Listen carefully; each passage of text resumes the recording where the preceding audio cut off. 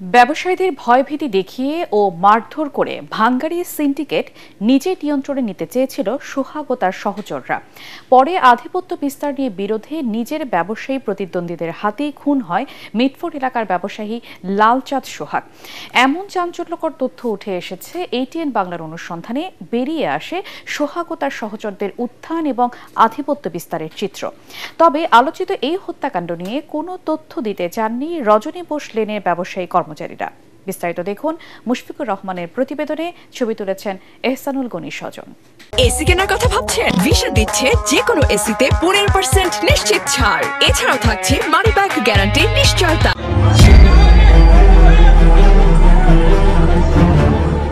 দিনে দুপুরে নৃশংস এই হত্যাকাণ্ডের ঘটনায় আতঙ্ক ও ক্ষোভ ছড়িয়ে পড়ে দেশ বিদেশে। হত্যাকাণ্ডটি 9 জুলাই হলেও সামাজিক যোগাযোগ মাধ্যমে ভিডিও প্রকাশের পর আলোচনায় আসে ঘটনার দুদিন পর। এই হত্যাকাণ্ডের বীভৎসতা দেখে নিন্দা ও প্রতিবাদের ঝড় ওঠে দেশ জুড়ে। মিটফোর্ড এলাকায় দুটি ভাঙাড়ির দোকান সোহাগের। চায়না গলির সোহানা নামক দোকানেই সচরাচর বসতেন তিনি। সম্প্রতি ভাড়া নেয়া রজনী বোস লেনের দোকানটি চালাতেন তার কর্মচারীরা।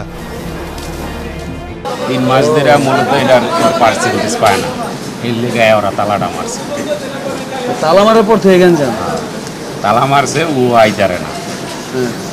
এটা হচ্ছে মঙ্গলবারের কাহিনী, ও আইতারে না, ঠিক আছে।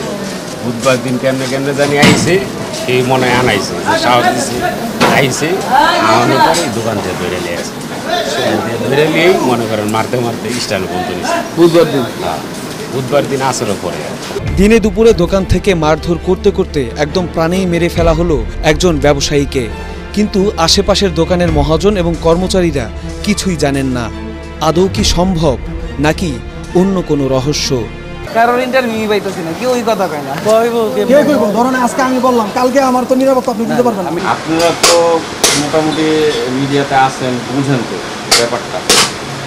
এখন দেখা গেছে আপনারা কিছুদিন আসবেন, আর প্রশাসনের লোক 2-4 দিন গরম গরম আসবে, তারপর যখন পরিস্থিতি হয়ে যাব তখন তো আর আসবেন না। এরা চাকরি করে খায়, আমরা ছোটখাটো ব্যবসা করে খাই, আমাদের উপরে অ্যাটাক হবে, তখন আমরা নাম প্রকাশে অনিচ্ছুক একজনের কথায় বেরিয়ে আসে কিছু চাঞ্চল্যকর তথ্য। বলেন 5ই আগস্টের পর থেকেই বেপরোয়া সোহাগ সিন্ডিকেট। ব্যবসায়ীদের সাথে দুর্ব্যবহার, এমনকি মারধরের ঘটনাও ঘটিয়েছেন তিনি। সোহাগ তো আপনার ইদানিং নতুন আছে তো, আবার এদিকে কিছু মনে করেন আপনার ওই বড় বড় ব্যবসায়ীগুলো বেদবিও করছে। বুঝছেন, মার্কেটে যেমন দোকান দেয়, এই দোকানে মালটা আইছে, কিন্তু এই দোকানদার অন্যারে ব্যস্ত পারবো না, এই মালটা ওদিক কালায়। যদি মালটা জানে যে এই দোকানে আছে, কিন্তু মালটা অন্যান্য ব্যস্ত পারবো না, ওর আন্ডারে দিতে যদি যায় না ফেলে। আর যদি বেচলে মাল এলিয়া যাবো, মাল এলিয়া যাবো, দোকানদারে মনে করেন টাকা চাইতে পারবো না, মালে খেয়ালে। সোহাগের স্ত্রীকে নিয়েও প্রশ্ন তোলেন একজন প্রত্যক্ষদর্শী। বলেন অনেক আগেই ডিভোর্স হয়ে গেছে তাদের, তবে এখনো কেন স্বামী বলে পরিচয় দেয়া। এই যে সোহাগের ব্যাপারটা, এই স্ত্রী এখন করতে গেল, আমরা শুনছি যে স্ত্রী সারণ ছাত্রী হয়ে গেছে।